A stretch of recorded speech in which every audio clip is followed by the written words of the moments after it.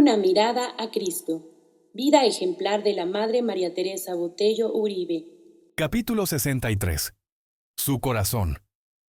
Yo, el Señor, sondeo el corazón y examino los pensamientos para darle a cada uno según sus acciones y según el fruto de sus obras. Jeremías 17:10. Inicia el año 1993 con más trabajo de lo habitual. La Madre María Teresa Botello se notaba cansada. Solo interrumpía su trabajo de escritorio para cumplir con los actos de comunidad que eran la Santa Misa, oración, adoración personal y el refectorio. Las horas continuas frente al escritorio, respondiendo cartas, recibiendo llamadas de las diferentes comunidades, sumado a la gran tensión por la situación que se agravaba en Sierra Leona, y por si fuera poco, las largas horas reunida con las consejeras para tomar decisiones de vital importancia, traería serias consecuencias a su salud. El 23 de enero de 1993 será una fecha inolvidable para quienes vivíamos en la Casa General en Roma, con la Madre General, ya que ese día sufrió un infarto por isquemia cardíaca como consecuencia del prolongado periodo de trabajo sin descanso. En esos días yo no estaba en casa.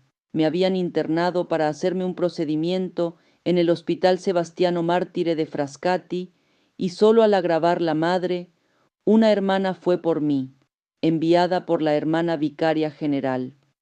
Al ver entrar a la hermana que fue por mí, de inmediato supe que la madre estaba grave.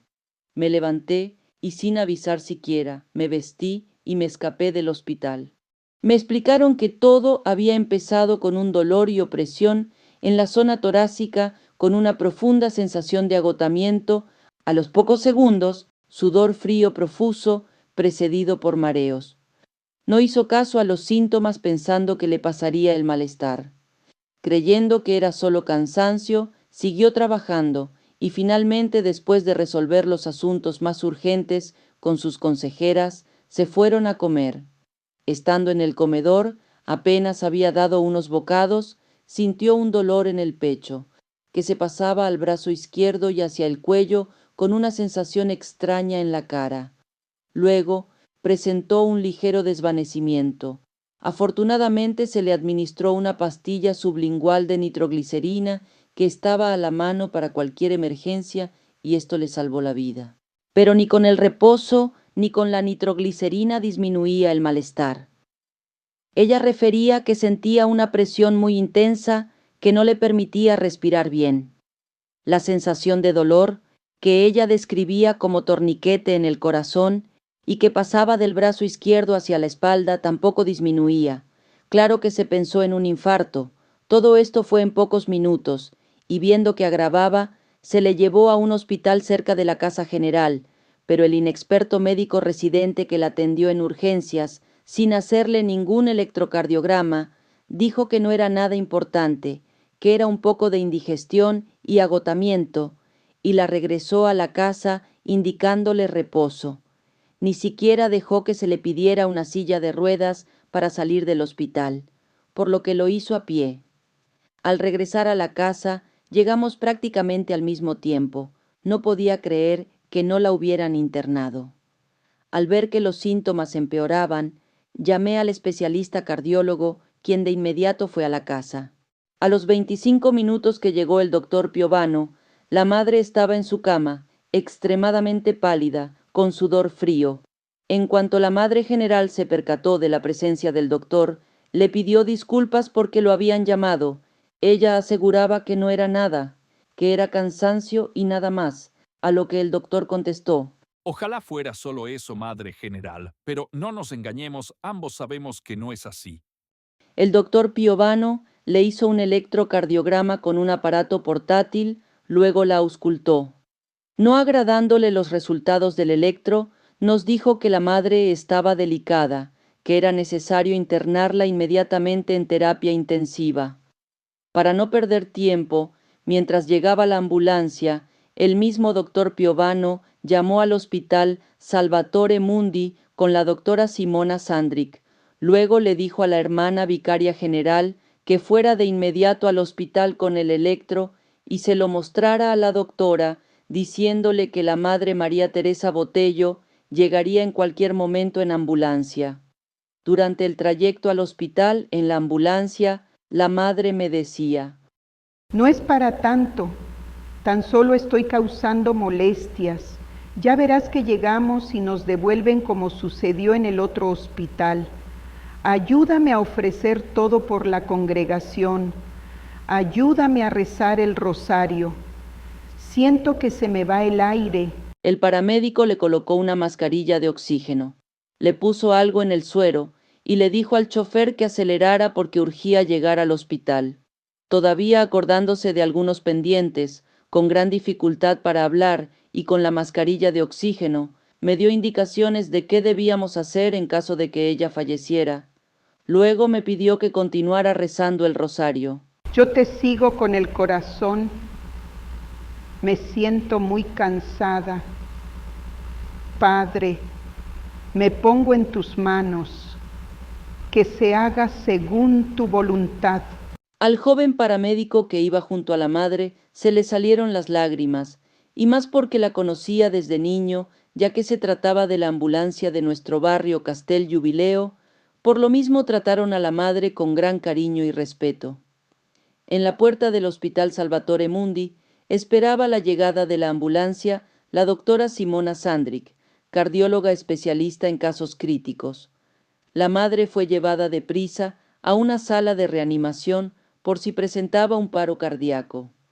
Después de unas horas, en las que parecía que perdíamos a la madre, lograron estabilizarla un poco y fue trasladada a terapia intermedia. La doctora Sandrick no ocultó su preocupación cuando nos dijo que la madre se encontraba aún en un estado crítico, que las siguientes horas serían decisivas. Era ya noche.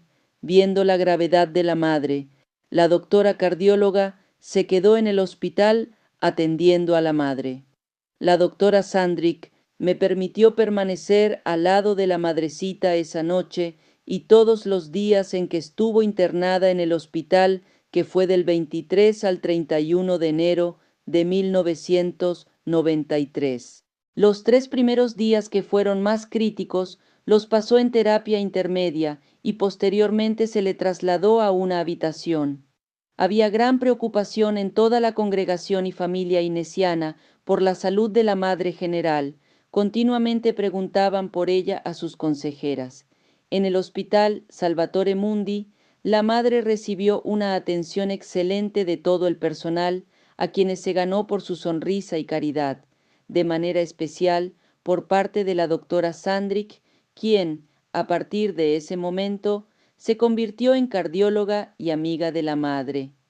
Durante su estancia también hizo amistad con Sor Giovanna, enfermera religiosa alemana, encargada de hacer los electrocardiogramas, y era miembro del Consejo General de su congregación religiosa que atendía el hospital. Sor Giovanna, en sus momentos libres, iba a visitar a la Madre María Teresa Botello para pedirle consejos. La madre estaba muy débil, requería ayuda para todo, incluso para comer, pero apenas se repuso un poco, pidió a la hermana vicaria general que le llevara la correspondencia al hospital, ya que tenía permitido trabajar 2 horas al día. Aunque fueron 8 días de hospitalización, quedaron secuelas por el infarto, presentaba debilidad muscular para caminar, arrastraba las piernas y necesitaba apoyarse firmemente de alguien para dar unos pasitos. Se agotaba fácilmente. La cardióloga dijo que necesitaba reposo absoluto, caminando poco cada día, además de rehabilitación física adecuada para fortalecer los músculos de brazos y piernas. La doctora Sandrick, enterada del ritmo de trabajo de la madre y de que por pobreza tenía su oficina en su misma habitación, aconsejó que por el bien de la madre tuviera su cuarto separado de la oficina y que una vez recuperada se impusiera un horario de trabajo y descanso. Dio instrucciones de que una vez recuperada caminara, sin pretexto alguno, media hora diaria después de los 3 principales alimentos del día. Indicó que procurara no hacer sobremesas. Más bien, si tenía pensado hablar con la comunidad, caminara la media hora acordada después de comer y luego prosiguiera con su trabajo. La madrecita era obediente a las indicaciones de los médicos o sugerencias de sus consejeras. En ello veía la voluntad de Dios y aunque le costara, lo ponía en práctica, a menos que estuviera fuera de su alcance por tener que resolver algún asunto urgente. Pero este infarto y los años de exceso de trabajo, tantas veces hasta largas horas de la noche, habían dejado secuelas. Me consta que para ella era muy difícil entender cómo lograr el equilibrio entre ser totalmente responsable en lo que consideraba era su deber y su nueva situación de salud que le exigía una rutina de más cuidados, ya que sentía un gran peso sobre sus hombros. Solía decir: Todo puede esperar, pero las necesidades de las hermanas no. Todo sea por amor a Dios. Iniciaba el mes de febrero. En ese año en particular hacía mucho frío en Roma. La Madre General estaba aún convaleciente del infarto. Presentaba una congestión bronquial y aún tenía dificultad para caminar, además de agotamiento.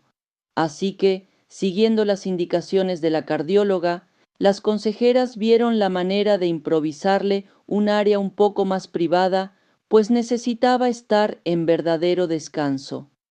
La única posibilidad inmediata de acondicionarle un cuarto era en la planta baja, entrando al comedor, a mano izquierda, donde había 4 pequeñas habitaciones. Se clausuró con un muro de tabla roca el pasillo que conducía a la escalera de la lavandería, de modo que quedara como un departamentito, donde se le improvisó incluso una capillita para que no saliera al frío. De esta manera podía tener al Santísimo, hacer su oración y adoración. Por lo general, un misionero de Cristo le celebraba la Santa Misa todos los días, lo cual era un gran alivio para su alma. La madre requería atención las 24 horas, ya que había quedado sumamente débil y requería ayuda en muchos aspectos, incluso para comer y caminar. Diariamente se le aplicaban varios medicamentos y sueros intravenosos, pues entre otros padecimientos presentaba una hepatomegalia medicamentosa. Aún así, la madre no era una persona que supiera descansar, no estaba en su naturaleza. Además, era muy consciente de la responsabilidad que tenía, así que en otro pequeño cuarto de ese mismo mini departamento se le adaptó una oficina. De esta manera podía desempeñar su trabajo, mientras recuperaba las fuerzas. Pero desgraciadamente en esos días recibió una mala noticia que le afectó muchísimo, tanto que el 7 de febrero sufrió otro infarto. Fue necesario llevarla nuevamente de urgencia al Hospital Salvatore Mundi. Su estado era delicado, con pronóstico reservado por tratarse de una recaída. Se le realizó un ecocardiograma, electrocardiograma y diversos análisis. Finalmente, después de unos días de hospital, se le estabilizó de nuevo, pero como seguía presentando dificultad para respirar, la doctora Sandrick llamó a un neumólogo quien la revisó y después de diversos estudios le diagnosticó bronconeumopatía enfisematosa. En una colectiva que la Madre General escribió el 17 de febrero de 1993, durante su segunda hospitalización por problemas cardiorrespiratorios, leemos: Vemos, gracias a Dios, que poco a poco se va consolidando la obra que nuestra Madre engendró en el dolor y sacrificio, sobre todo en sus 9 meses de enfermedad. Les encomiendo que en sus oraciones tengan presente a cada uno de los misioneros de Cristo. La Madre María Teresa Botello, pese a estar convaleciente, no perdía en ningún momento la caridad y menos la gratitud. En esos días recibió una llamada directa del doctor Antonio Aldrete, quien siempre había estado al tanto de su salud y le aconsejó unos ejercicios de fisioterapia que debía hacer para recuperarse lo más pronto posible. Agradecida, la Madre General le mandó un catecismo de la Iglesia Católica, aprovechando un viaje de una hermana a México, el 1 de marzo de 1993.